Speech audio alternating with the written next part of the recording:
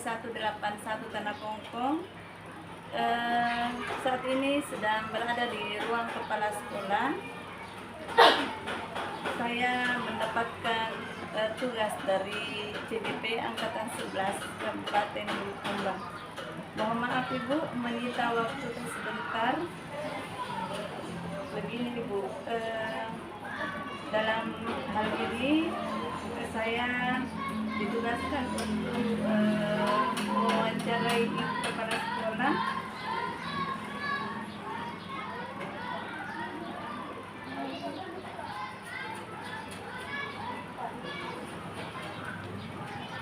Dalam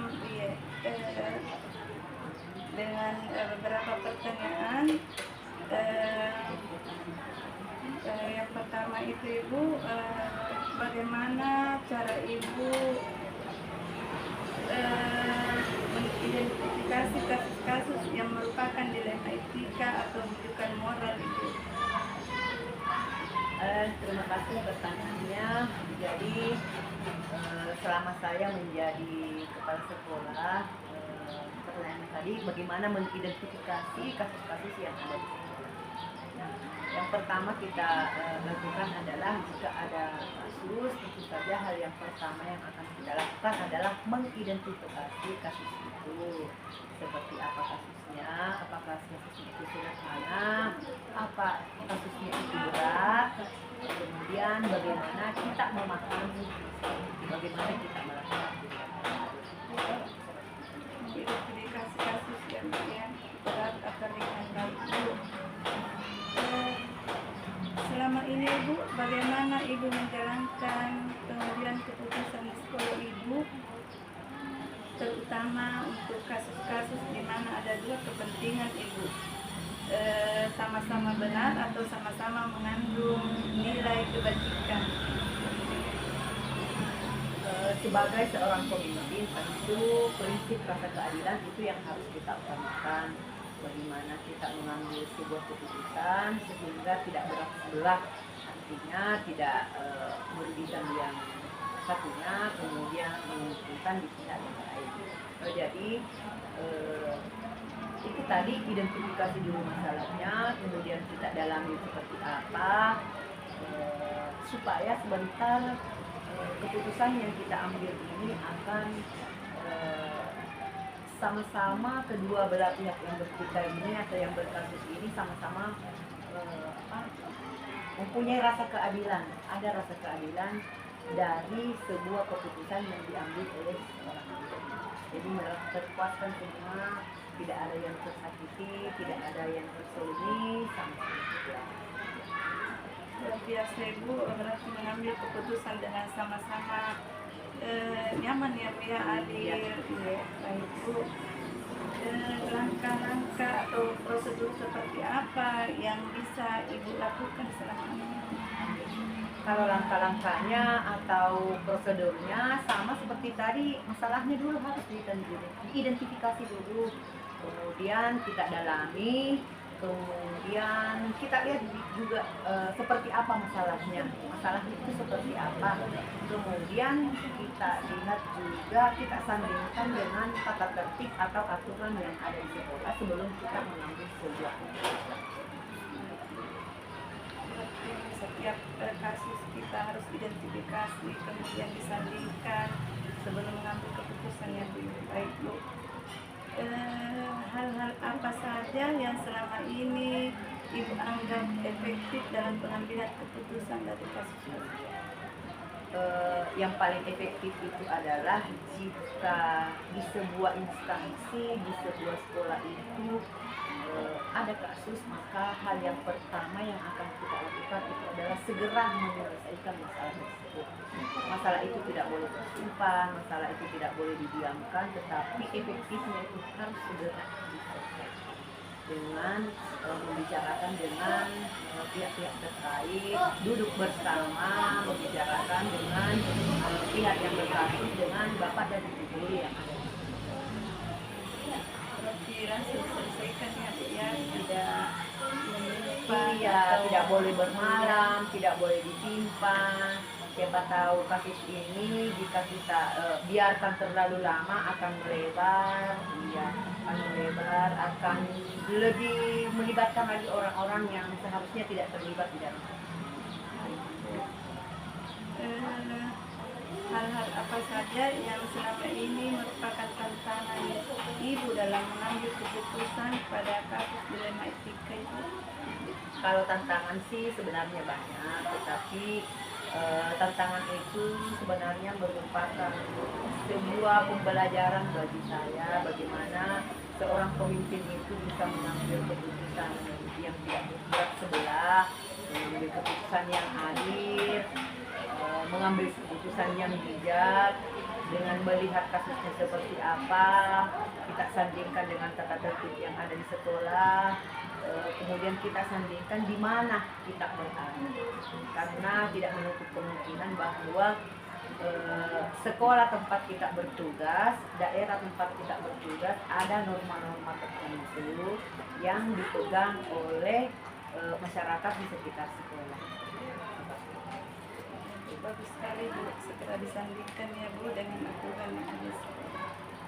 Baik Bu, apakah Ibu memiliki sebuah tata cara Ibu dalam jadwal tertentu dalam sebuah penyelesaian kasus dilema Ibu?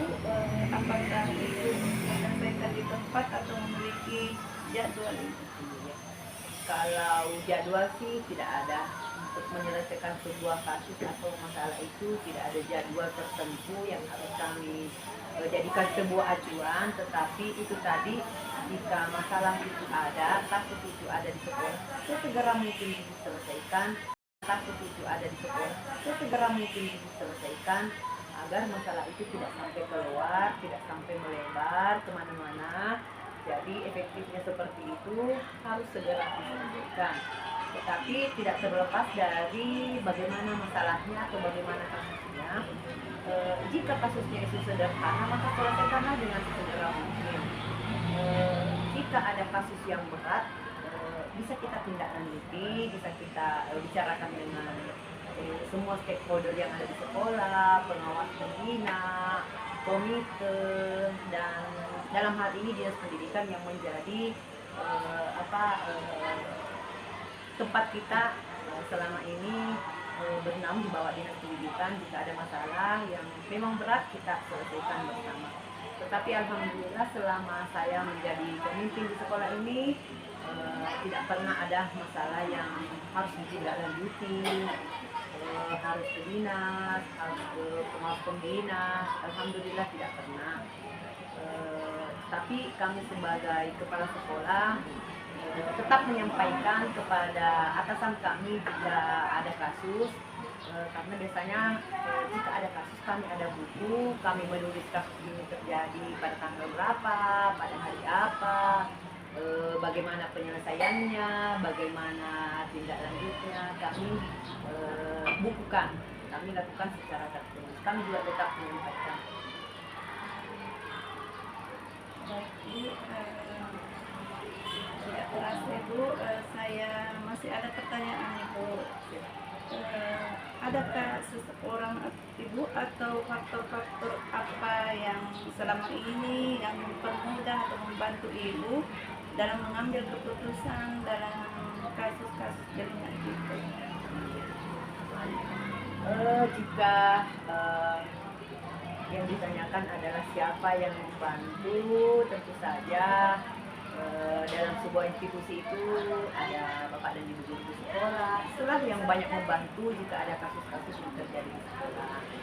Ada pengawas pembina, ada tenaga kependidikan, kemudian ada komite sekolah. Itulah semua yang membantu kami jika ada kasus-kasus yang terjadi di sekolah. Baik Bu, luar biasa sekali, banyak masukan Pak Ibu, banyak ilmu yang saya dapatkan di sini. Semoga ini bisa menjadi pembelajaran saya ke depannya sebagai pendidik. Terima kasih atas waktu Pak Ibu, sukses Ibu. Amin. Terima kasih juga. Semoga di pendidikan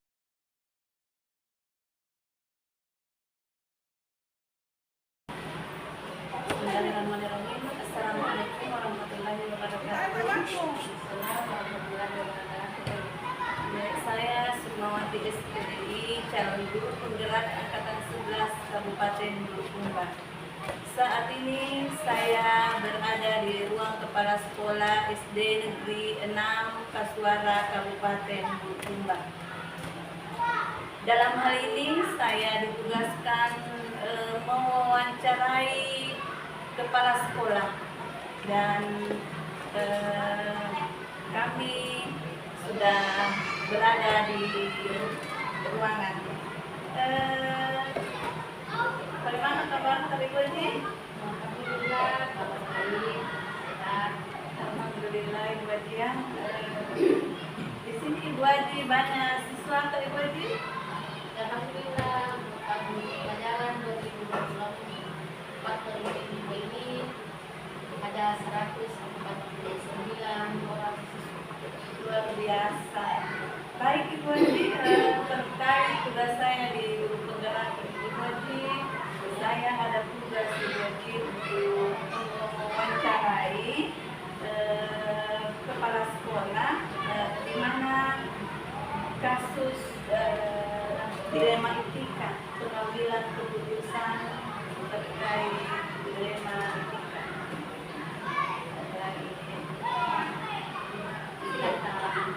Menuntaskan tugasnya, mudah-mudahan bisa kita kerjasama untuk menyelesaikan tugas dari guru lain. Terima kasih Ibu Haji. Mohon maaf menyita waktu saya ini Ibu Haji. Kan istilah menyita waktu sepanjang itu langsung legal. Alhamdulillah Ibu Haji. Baik Ibu Haji, selama ini bagaimana cara Ibu Haji dapat mengidentifikasi kasus-kasus yang merupakan dilema etika Ibu Haji dalam rujukan hukum? Selama ini yang saya laksanakan di sekolah ada kasus-kasus seperti yang ditanyakan.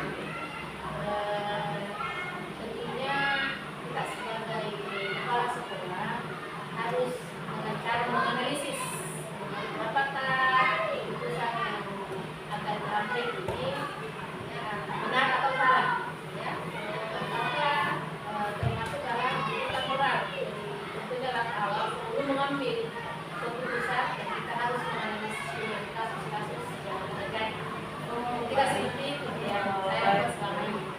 Oh, dianalisis dulu ya Bu Haji ya. Dulu, jangan langsung kita mengambil keputusan, kita identifikasi masalahnya dulu. Apakah ini memang perlu ditangani secara serius atau tidak? Baru kita mengambil suatu keputusan. Oh, baik Ibu Haji.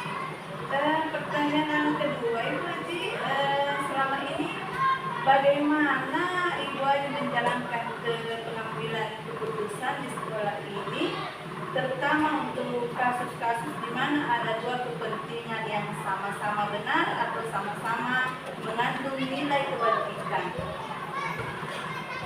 Jadi tentunya ini tidak lepas dari menangani kasus, harus diawali dulu dengan penelusuran masalah. Jadi setelah kita telusuri masalah-masalah yang terjadi di dalam kasus ini, baru kita identifikasi masalah, dan juga setelah kita identifikasi masalah itu pasti akan terbentuk satu kesimpulan, ya. Dan kesimpulan ini kan yang kita jadikan dasar dalam pengambilan keputusan. Dan penelusuran, kita identifikasi, hasil identifikasi kita simpulkan. Kesimpulan ini maksudnya kesimpulan dari kasus, ya. Setelah itu maka kita jadikan sebagai dasar untuk mengambil keputusan. Berarti kita analisis dulu, baru kita Telusuri dulu. Identifikasi, Kemudian kesimpulan, ya, kesimpulan inilah yang kita jadikan dasar untuk mengambil keputusan. Yang intinya berpihak pada murid ya Bu Haji. Iya, itu harus berpihak pada murid. Dan pertanyaan ketiga Ibu Haji, langkah-langkah atau prosedur seperti apa kira-kira yang biasa Ibu lakukan selama ini? Ya, tentunya langkah-langkahnya ya, menentukan ini penyebab formasi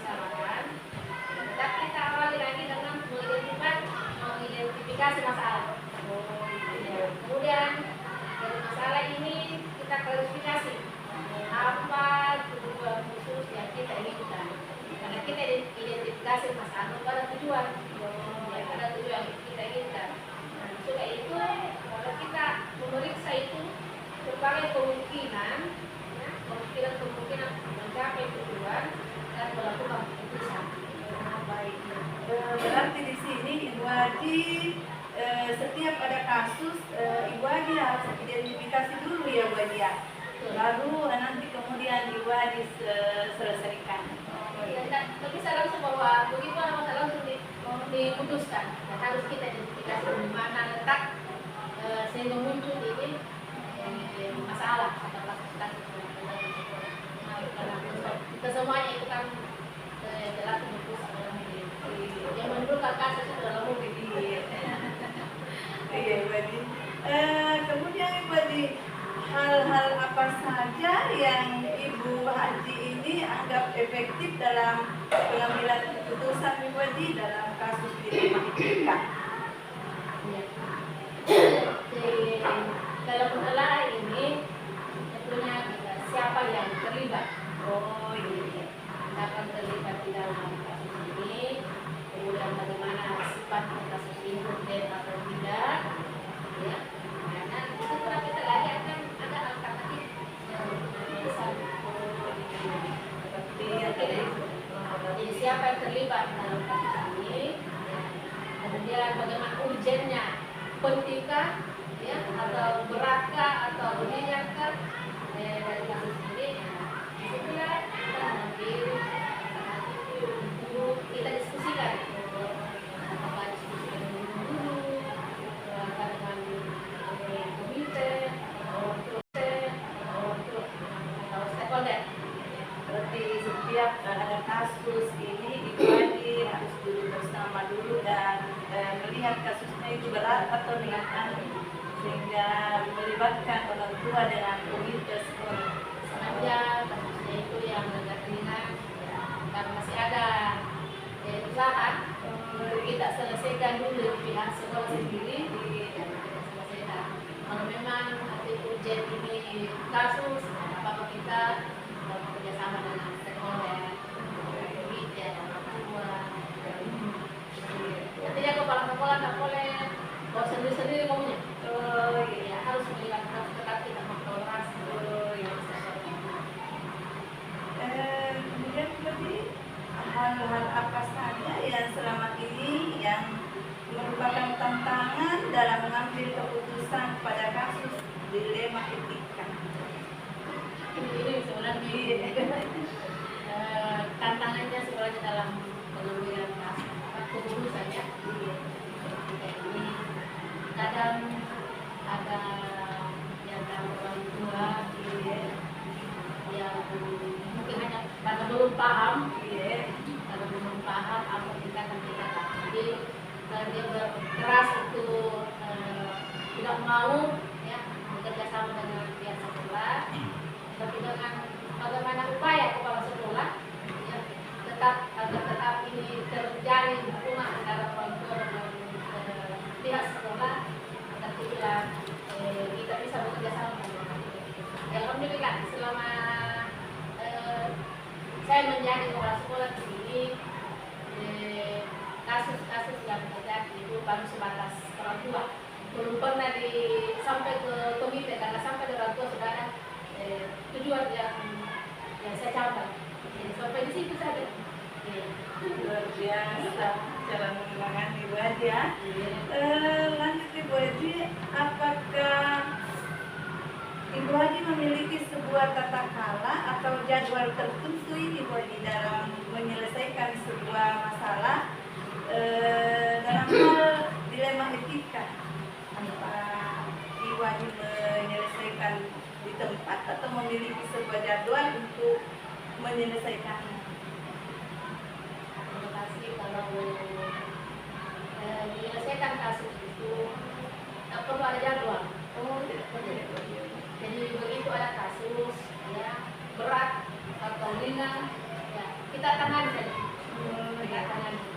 Ya, yang penting di hubungan di dalam kelas dalam sekolah itu ya antara guru dengan sekolah dan murid dan kita jadi selama ini. Jadi tidak ada jadwal ya bahwa disimpan-simpan dulu kasusnya. Ya, jadi begitu ada kasus langsung kita tangani, ya kita identifikasi, kita selesaikan mengambil keputusan. Oh iya, seperti segera ditangani ya Bu Haji ya. Kita simpan-simpan, Oh, iya. makanya tidak dijadwalkan. Oh iya, Iya. istilahnya Tidak tidak kapan terjadi, langsung kita tangani kasus. tidak mendiamkan ya Tidak. Bu Haji ya. Tidak terasa Bu Haji, kita ada di penghujung bincang-bincang kali ini. Kira-kira Bu Haji, adakah seseorang atau faktor-faktor apa yang selama ini mempermudah atau membantu Ibu Aji dalam pengambilan keputusan dalam kasus-kasus dilema etika? Jadi tentunya dalam menangani kasus-kasus yang tidak ini ya, agar tidak lama itu tersimpan di kasus, tentunya kita kerjasama dengan komunikasi yang baik dengan guru. Ya, karena semuanya itu kepala sekolah itu tidak ada artinya ya, dalam satu jabatan kalau bukan guru. Kemudian kami tetap bekerjasama dengan orang tua. Kalau ada masalah tetap saya menyampaikan kalau ada masalah seperti ini yang harus kita duduk bersama menyelesaikan. Jadi kadang kita di sekolah orang tua, kemudian ada dukungan dari komite sekolah.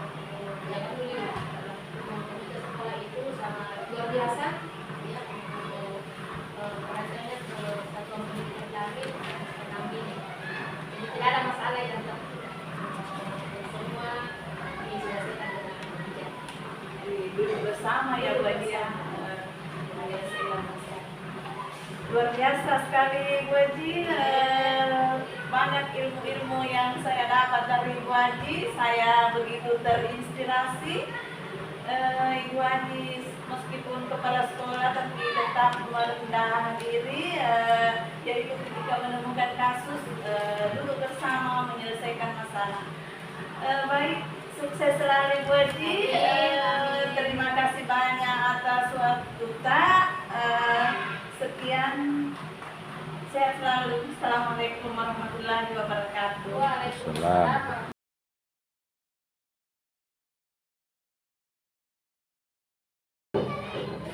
Baik, bismillahirrahmanirrahim. Assalamualaikum warahmatullahi wabarakatuh. Waalaikumsalam warahmatullahi wabarakatuh. Saya Sukmawati SPDI, calon guru penggerak Angkatan 11 Kabupaten Bulukumba. Saat ini berada di ruangan Ibu Kepala Sekolah SD Negeri 172 Borong Kalukue. Dalam hal ini saya ada tugas Ibu Andi, mohon maaf menyita waktu tak kurang lebih 15 menit bincang-bincang ya. Saya ada tugas mewawancarai Ibu Kepala Sekolah terkait tugas saya di calon guru penggerak Angkatan 11. Begini Ibu Andi, selama ini bagaimana cara Ibu mengidentifikasi kasus-kasus yang merupakan dilema etika atau berikan moral? Terima kasih atas kedatangan Ibu di sekolah kami, yang mana kita ditugaskan untuk mewawancarai atau wawancara dengan kepala sekolah. Terima kasih Ibu. Sebagaimana apa yang Ibu tanyakan tentang cara mengidentifikasi kasus yang merupakan dilema etika atau rujukan moral, khususnya di sekolah kami ini. Yang pertama yaitu kalau kami menghadapi kasus dilema etika, yaitu yang pertama sekali yaitu kami identifikasi apa kasus tersebut itu betul-betul melanggar hukum atau bagaimana. Jadi kita harus identifikasi dulu di mana kasus tersebut itu posisinya bagaimana. Berarti di sini cara Ibu Andi mengidentifikasi kasus dulu ya Bu ya. Iya. Lanjut Ibu Andi. Iya, Selama terima kasih. ini bagaimana Ibu Andi menjalankan pengambilan keputusan di sekolah ini, terutama untuk kasus-kasus di mana ada dua kepentingan yang sama-sama benar dan sama-sama mengandung nilai kebajikan. Ya, baiklah, kami akan jawab untuk pertanyaan kedua dari Ibu, yaitu pengambilan keputusan jika terdapat dilema yang kedua-duanya sama-sama benar atau keduanya mengandung nilai kebajikan. Sebelum kami mengambil keputusan, di sini kami terlebih dahulu mengumpulkan fakta-fakta dari berbagai sumber yang berhubungan dengan masalah itu. Kemudian diantaranya siapa yang kira-kira yang terlibat di dalam kasus itu. Kemudian kita menganalisa kebenaran daripada kasus tersebut. Luar biasa, dianalisa dulu ya Bu Andi ya. Kemudian Ibu Andi masih ada ini langkah-langkah atau prosedur seperti apa yang bisa Ibu Andi lakukan selama ini? Baiklah, untuk pertanyaan ketiga ini masih berhubungan Ibu ya. Dari pertama, kedua, dan ketiga masih ada kaitan. Langkah yang pertama yaitu kami menentukan dulu duduk permasalahannya, seperti apa. Kemudian kembali lagi siapa yang terlibat. Selanjutnya kita diskusikan kepada warga sekolah yang ada di sekolah kami ini. Kemudian juga kita tidak lupa juga melibatkan komite sekolah kita yang ada di dalamnya. Jadi sebelum kami mengambil suatu keputusan, kita diskusikan dulu kepada warga sekolah termasuk dengan komite sekolah kita. Didiskusikan dulu ya, keluarga Iya. duduk bersama Iya, berarti. bersama. Masya Allah. Iya, seperti itu. Kira-kira hal-hal yang di sini hal-hal apa saja yang selama ini Ibu Andi anggap efektif dalam pengambilan keputusan pada kasus dilema etika? Oh iya, terima kasih. Sebelum kita mengambil keputusan pada kasus dilema etika ini, kembali lagi kita menelaah kasus ini, pasti dengan teliti siapa yang terlibat di dalamnya. Kemudian kita sebelum kita mengambil keputusan, tentu karena terlebih dahulu kita dudukkan orang-orang yang berkepentingan penentu kebijakan di dalamnya. Baru setelah itu, setelah didiskusikan bersama, barulah kita mengambil keputusan untuk kepentingan kasus tersebut. Iya. Berarti menelaah dulu Ibu Andi ya. Kemudian baru mempertimbangkan dan mengambil keputusan dalam kasus. Baik. Kira-kira hal apa saja yang selama ini yang merupakan tantangan dalam pengambilan keputusan dalam kasus dilema etika? Terima kasih Ibu. Sekali lagi kami akan jawab. Yang pertama yaitu setelah mengetahui duduk masalah kasus dilema itu, kita ingin menentukan suatu keputusan mana kira-kira yang baik bagi kita semua dalam kasus itu.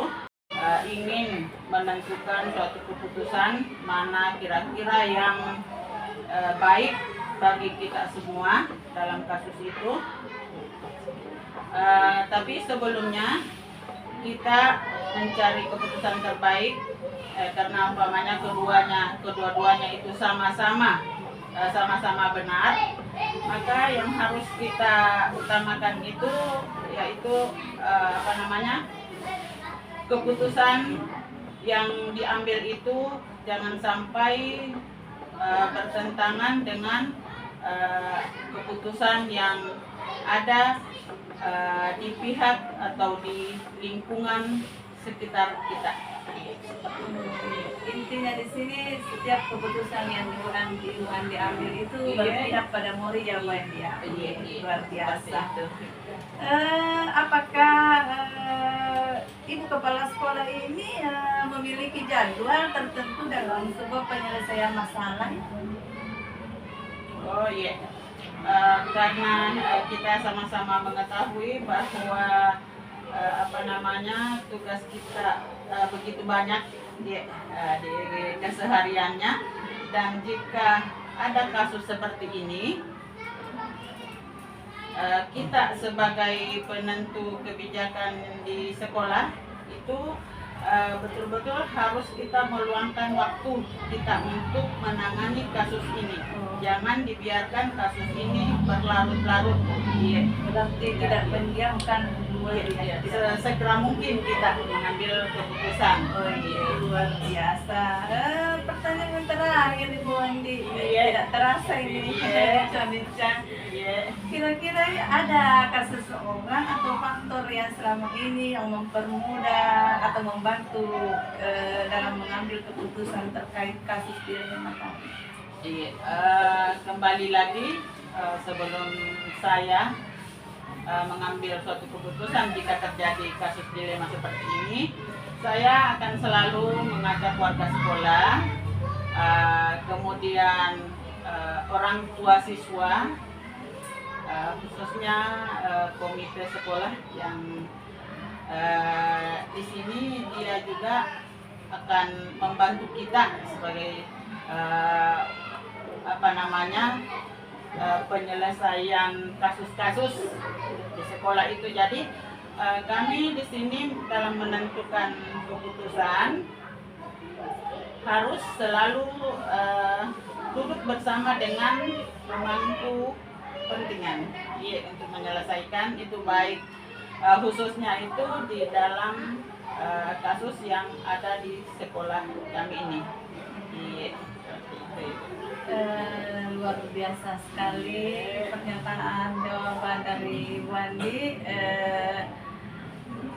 Saya banyak mendapatkan ilmu dari sini, Masya Allah, dan semoga saya bisa mengambil dua keputusan seperti yang Ibu tadi utarakan. Insya Allah jika kami diamanahkan menjadi seperti di posisi Ibu Andi. Terima kasih atas waktu Pak. Assalamualaikum warahmatullahi wabarakatuh. Waalaikumsalam warahmatullahi wabarakatuh. Sukses selalu Ibu Andi.